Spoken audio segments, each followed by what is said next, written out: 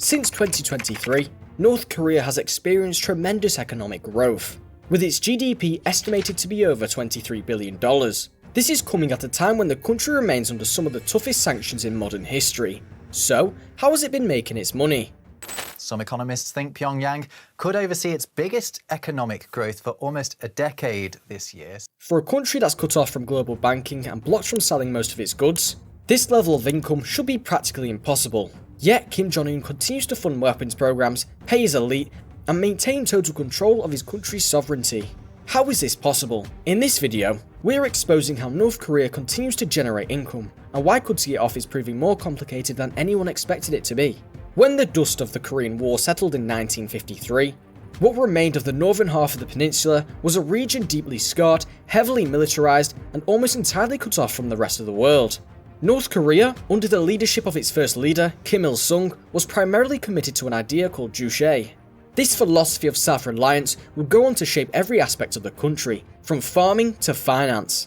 At first, this vision was somewhat sustainable. With support from the Soviet Union and China, North Korea established a modest industrial base and maintained a tightly controlled economy. For decades, the government managed its finances through state-run enterprises, barter trade agreements, and a network of alliances with fellow socialist nations. While its people lived under rationing systems, the state handled nearly every transaction that happened within. But by the 1990s, everything began to take a new shape. The fall of the Soviet Union marked a significant turning point for many countries. Almost overnight, North Korea lost its most important trading partner and financial support system. This led to a drop in fuel imports and drying up of machinery shipments. Meanwhile, the subsidized trade that once propped up the economy was nowhere to be found. What followed was one of the country's darkest chapters, a period known as the Arduous March. From 1994 to the early 2000s, widespread famine was the definition of the entire country. Although estimated reports vary, it is believed that between 240,000 and 3.5 million people may have died from the widespread hunger or hunger-related illnesses. The country's grain distribution system collapsed, and most factories came to a standstill due to the lack of electricity. The government, while still clinging to its isolationist ideals, was watching its options getting slimmer by the day. It couldn't borrow from the Western banks, it couldn't also appeal to the IMF, because it was not part of the global financial system. While all this was going on, North Korea attempted to survive through several market reforms. Small street markets, better known as jangmadang, were quietly getting tolerated in some cities. People reportedly exchanged goods and services for ones they didn't have, such as rice for soap, clothes for medicine. However, the state never officially embraced this change. In fact, the presence of periodic crackdowns reminded everyone that the absolute independence of North Korea was still the official goal, even when hunger said otherwise. So what happens when a country has no formal economy to lean on, no investment, no banks, no trusted currency? How does a government keep funding its army, paying its leaders, importing fuel, and building long-range weapons when almost every door is closed? That's where North Korea had to look inward, and what they came up with wasn't something anyone expected.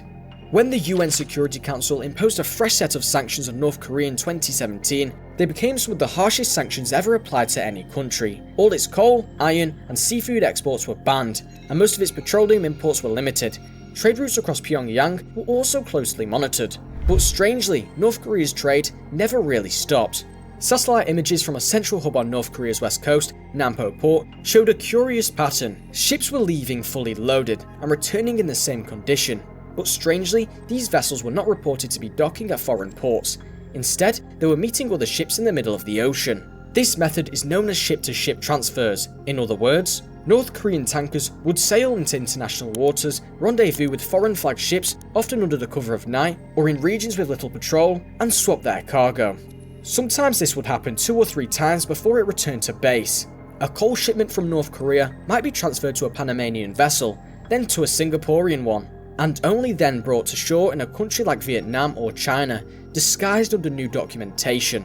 This system allowed North Korea to keep exporting its most valuable natural resource, coal, despite the total sanctions. In fact, between 2018 and 2021, experts estimated that North Korea made over $400 million from these coal shipments alone.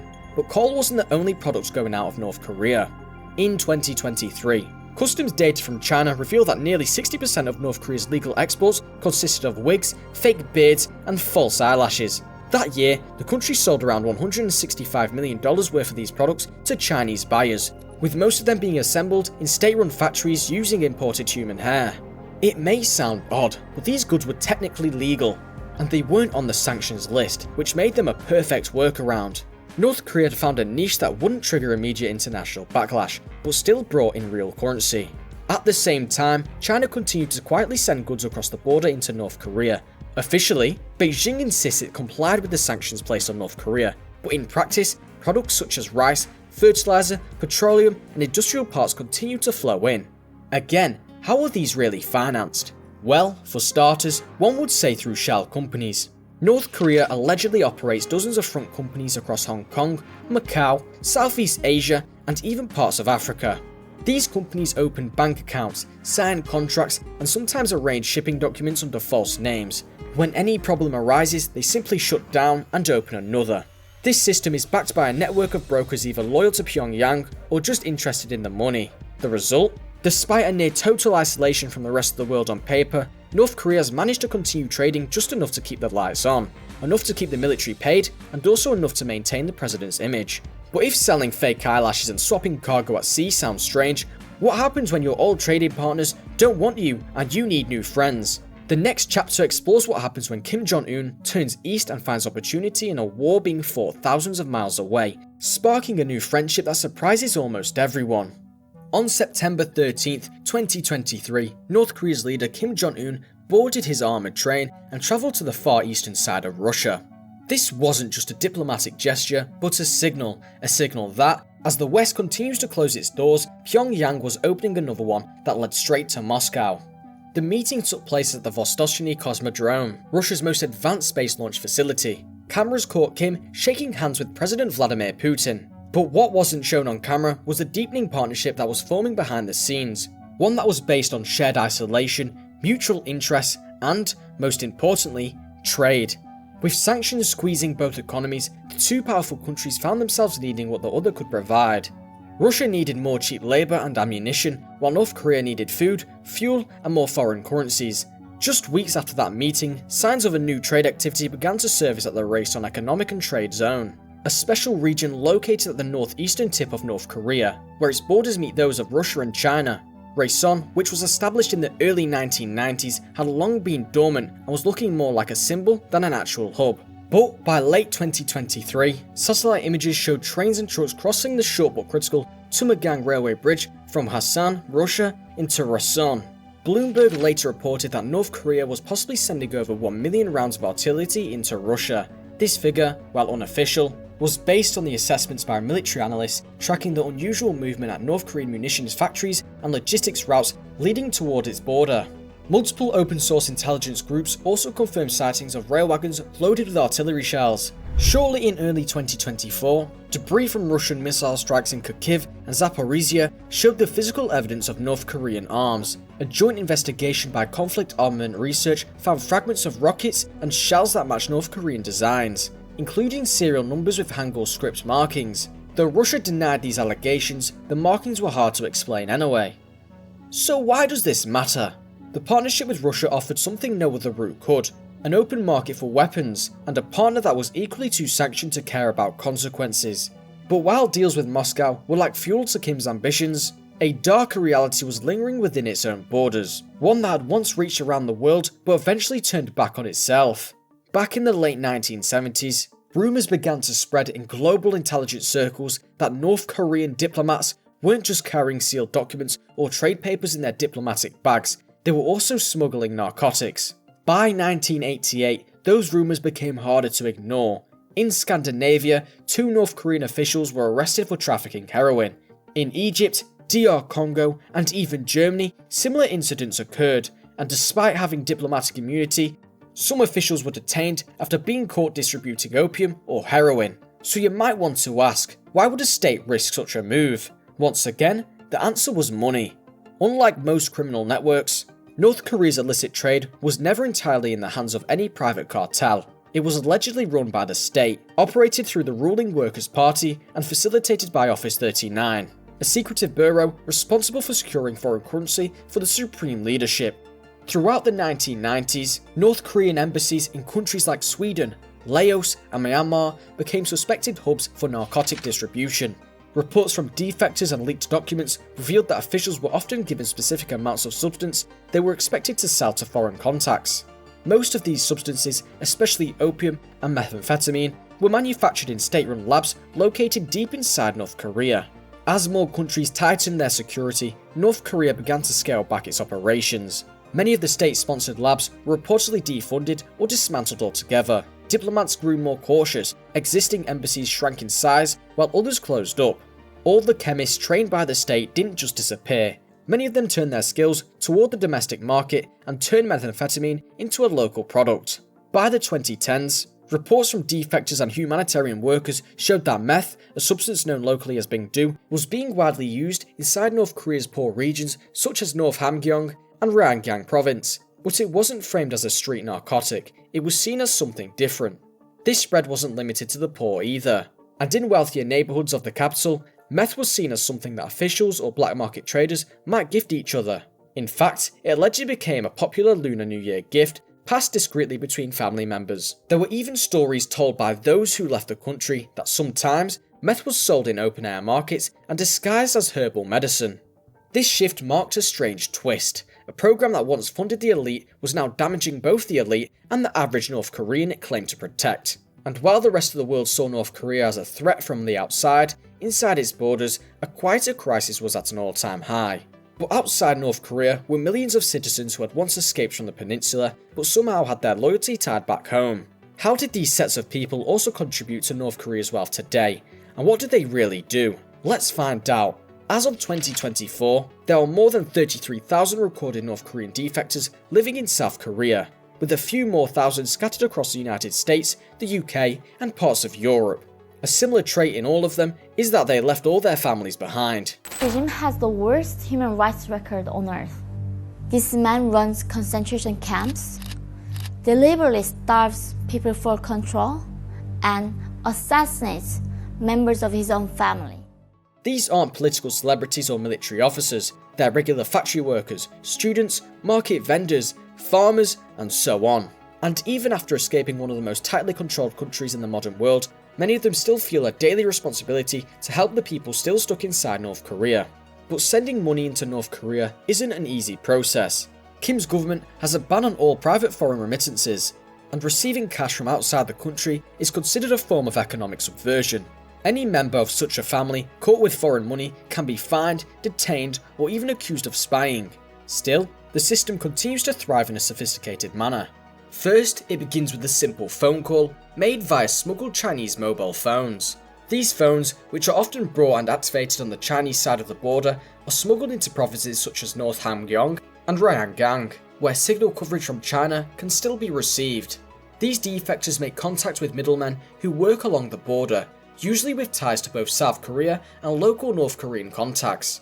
A defector gives the broker an amount, say $400, and a password or security phrase to identify their intended family. That money is then transferred through a series of bank accounts and often disguised as business transactions or informal loans. Once the cash reaches a local North Korean contact, who is usually a trusted person near the family, it is then hand-delivered in secret. In return, the family might send back a photo or short video, holding the money with a handwritten message or gesture, as proof that it was received. This proof is then sent back to the defector, sometimes within a day or a week. The broker takes a cut of about 30 to 50%, depending on the risk, route, and urgency. These are not really large amounts of money. In many cases, defectors send $200 to $500 at a time. However, inside North Korea, where many families survive on less than $10 a month, such a sum of money is life-changing enough to feed a family of 3 for nearly a year.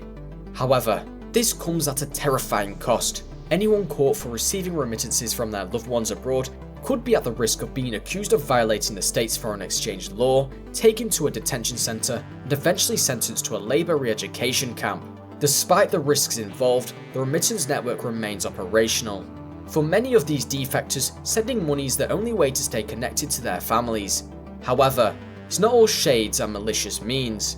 North Korea still earns legitimately from a number of its resources, and these resources are purchased by countries around the world. What are these resources, and how are they still in much demand after a series of sanctions? Stay with me. North Korea might be one of the world's most sanctioned nations, but not every dollar flowing into its economy comes from shadow operations or backroom deals. In fact, a significant portion of its revenue, at least in earlier years, has come from industries that operate somewhere between legal and tolerated. These activities don't grab headlines like crypto hacks or weapons shipments, but they've also quietly kept Pyongyang's economy from collapsing to the ground. Let's begin with one of North Korea's abundant natural resources: coal. Coal is North Korea's most valuable natural resource, and by some estimates, the country holds over 4.5 billion metric tons of pure coal, valued at $644 billion. That indeed is no small stash. While UN sanctions in 2017 explicitly banned the export of coal, iron, and lead, enforcement has been remarkably inconsistent, particularly with regard to its neighbour and most significant trading partner, China. Between 2018 and 2022, satellite imagery and shipping logs obtained by the UN and independent researchers showed dozens of ship-to-ship coal transfers taking place off China's coast. In 2021 alone, researchers from the Center for Advanced Defense Studies identified nearly 200 suspected coal shipments from North Korea to Chinese waters.